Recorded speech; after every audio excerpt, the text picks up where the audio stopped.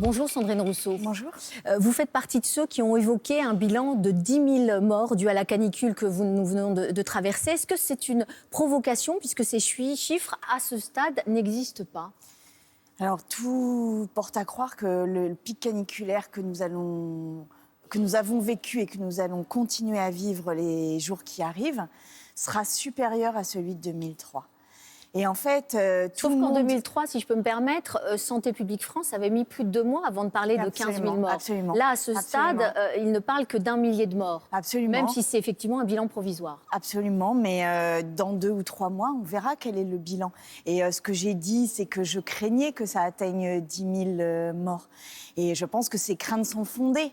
Mais je vais vous dire, j'espère avoir tort. Voilà, j'espère avoir tort. Je ne sais pas comment vous le dire autrement. J'espère que ça n'atteindra pas ce chiffre. Mais ce que j'observe, c'est que on n'a eu aucune espèce d'annonce ni d'aménagement pour le premier pic caniculaire en mai. On n'en a pas eu davantage là la semaine dernière.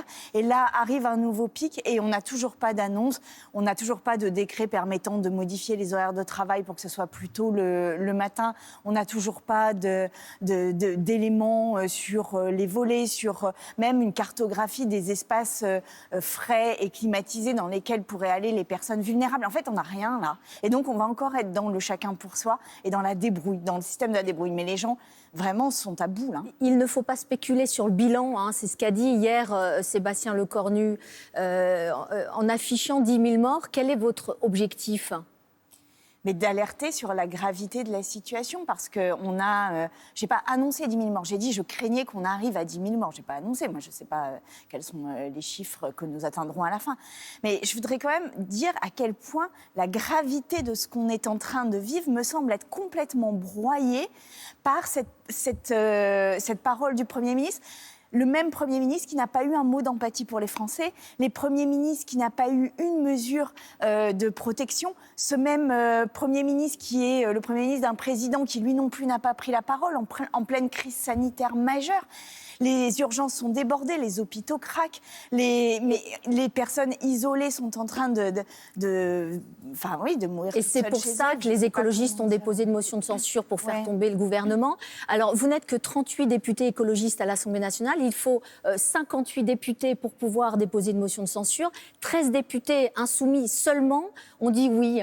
Est-ce qu'ils vous lâchent sur ce sujet-là, les Insoumis ? Non, j'ai eu la présidente de notre groupe, Cyrielle Châtelain, hier soir, qui m'a dit que les signatures avaient été atteintes. Donc, je pense que c'est-à-dire que bon. Vous pouvez dire, vous avez vos 58 députés, vous pouvez déposer cette motion de censure. Oui, je n'ai pas regardé la liste en détail, mais on a de quoi déposer cette motion de censure, donc elle sera déposée. Elle sera déposée, donc débattue la semaine prochaine ? Probablement, oui. Le Rassemblement national a lancé un grand plan clim. D'abord, sur le principe, Marine Tondelier, donc la patronne des écologistes, affirme désormais que ce n'est ni un tabou, ni la solution à tout. Ça veut dire que les Verts, quand même, sur cette question, ont fait un virage à 180 degrés ? Non, mais en fait, il faut arrêter avec ça, pardon, mais là, on est dans un réchauffement climatique d'une ampleur, d'une rapidité que les pires prévisions avaient anticipé, mais qui est due à notre comportement, à notre incapacité à changer notre mode de consommation et de production. Et là, la seule réponse que nous avons est une réponse magique. On appuie sur le bouton de la clim et ça va.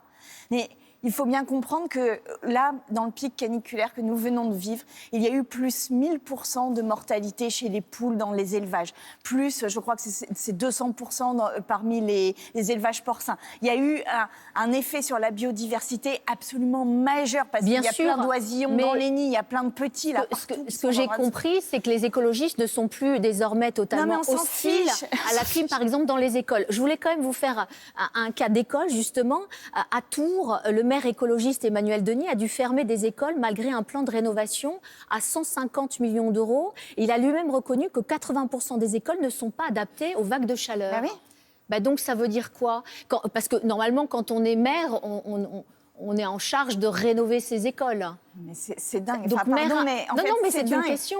Non, mais c'est dingue. C'est-à-dire qu'on est en train de se dire que là, c'est les écologistes le problème. Pas du tout. Non mais enfin moi ça me terrifie, je vais vous dire, sur notre analyse collective de la situation. C'est le capitalisme le problème, c'est le productivisme le problème, c'est la consommation de masse, c'est la production de masse. Alors oui, que le maire de Tours n'ait pas rénové les écoles d'une manière où on prévoit un pic de chaleur, c'est possible, j'en sais rien, j'ai pas vu ces écoles-là. Mais en fait le sujet, il est bien autrement que juste qu'est-ce qu'a fait le maire de Tours qui par ailleurs a quand même fait 150 millions d'euros pour rénover les écoles, ce qui n'est pas le cas de l'ensemble des maires de France. Et oui, nous sommes tous un peu dépassés, j'ai envie de vous dire, de voir à quel point cette vague caniculaire met en danger toutes nos infrastructures, mais nos infrastructures électriques. Le directeur d'EDF a dû gérer des pannes géantes dans le sud-ouest, dans l'est, mais le directeur de la SNCF qui a dû gérer des problèmes sur ses rails et qui annonce que les trains ne circuleront sans doute pas normalement la semaine prochaine. Donc en fait, oui, ça met tout notre système en tension. Alors oui, dans les écoles, il va sans doute falloir, quand il n'y a pas d'autre solution, mettre quelques climatiseurs. Oui, sans doute, parce qu'évidemment qu'on ne va pas laisser les enfants mourir de chaud, c'est évident, c'est évident. Mais le sujet, c'est véritablement un système capitaliste qui préfère 1 euro d'argent à la vie des humains. C'est ça le sujet aujourd'hui qui est face à nous. Et c'est un sujet majeur, vertigineux. Vous avez surpris tout le monde, Sandrine Rousseau, en appelant les militants écologistes à ne pas voter le 1er juillet pour que Marine Tondelier soit la candidate du parti à la présidentielle. Donc je le rappelle, c'est la patronne de votre mouvement. Vous appelez même les vôtres à stopper le délire avec elle. Non, le délire des candidatures à gauche. J'ai appelé à stopper le délire des candidatures à gauche. Je pense que dans un moment comme celui-ci, et je vais vous dire dans le désespoir qui est le mien, je vois aussi l'incapacité de la gauche à présenter une union qui serait à la hauteur de l'enjeu politique de 2027. Mais l'union, elle serait forcément derrière Jean-Luc Mélenchon. Là, je parlais, et je voudrais vous dire que je parlais de cette espèce de consultation que nous avons en interne, où il n'y a qu'une seule réponse, quasiment, c'est oui à la question « Est-ce que vous voulez que Marine Tondelier continue ?»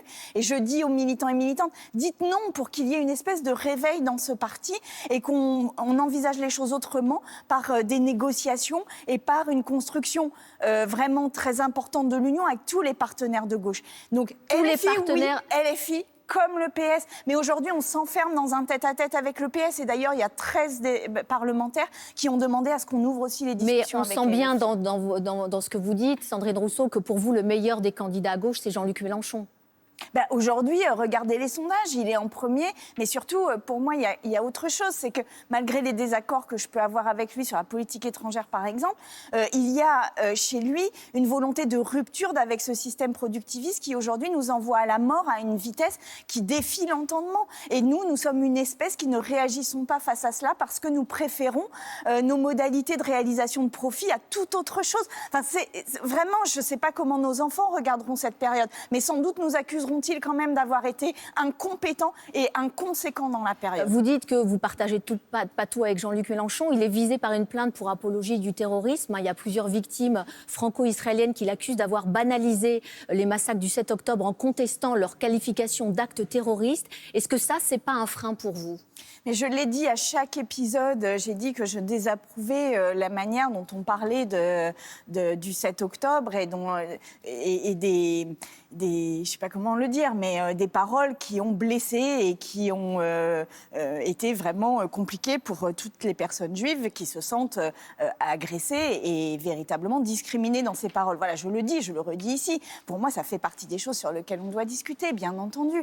Mais en fait, je vais vous dire... Mais ça reste le meilleur candidat à vos yeux. Non, mais je vais vous dire, dans mon parti, il y a eu des affaires de violences sexuelles et ça n'a pas du tout été correctement géré. Au Parti socialiste, on a fait l'histoire du retour et de la double peine. En fait, on a des problèmes sur les valeurs que nous affichons et nous avons chacun des arrangements avec ces valeurs qu'il va falloir poser sur la table. Donc je ne vois pas pourquoi il y a cette espèce de concentration sur toute parole, sur tout geste de Jean-Luc Mélenchon, mais qu'on pardonne tout à tout le reste. En tout cas, vous ne comptez pas rallier, aller au bout de la logique et rallier les insoumis et quitter les écologistes. Moi, je veux que les écologistes, le parti des écologistes, parlent avec les insoumis pour trouver un accord comme on parle avec le PS.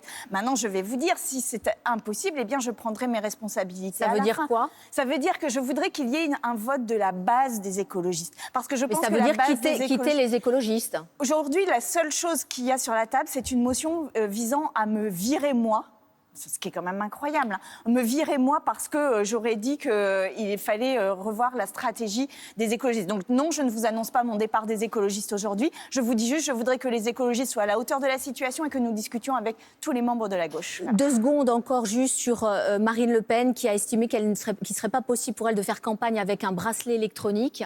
Est-ce que ça vous aurait choqué si elle l'avait fait en cas de la décision de la Cour d'appel qui lui permette naturellement de se présenter à l'élection présidentielle? Ce qui me choque, c'est qu'on envisage même la possibilité qu'il y ait une candidature avec un bracelet électronique, c'est-à-dire avec une peine qui normalement est d'emprisonnement, qui a été mutée, qui a été commuée en peine avec bracelet électronique, suite à des détournements massifs et majeurs d'argent public, donc de nos impôts. Bon, et que cette la décision personne puisse d'appel. être un jour présidente de la République. Enfin, c'est un sujet en soi. Merci Sandrine Rousseau, bonne journée à vous.